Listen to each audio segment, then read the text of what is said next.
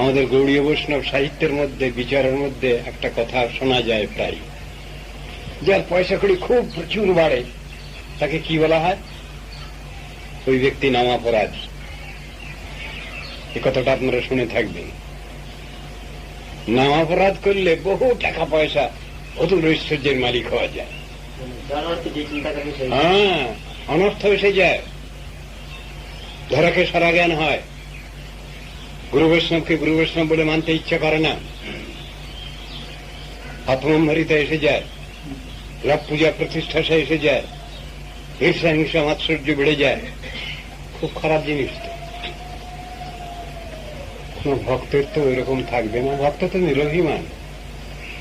ভগবান তো দর্পহারী মধুসূদন, তিনি তো কারো দর্প রাখেন না। তাহলে কি করতে গিয়েছিল ইন্দ্রদেব? শাসন করলেন তাকে।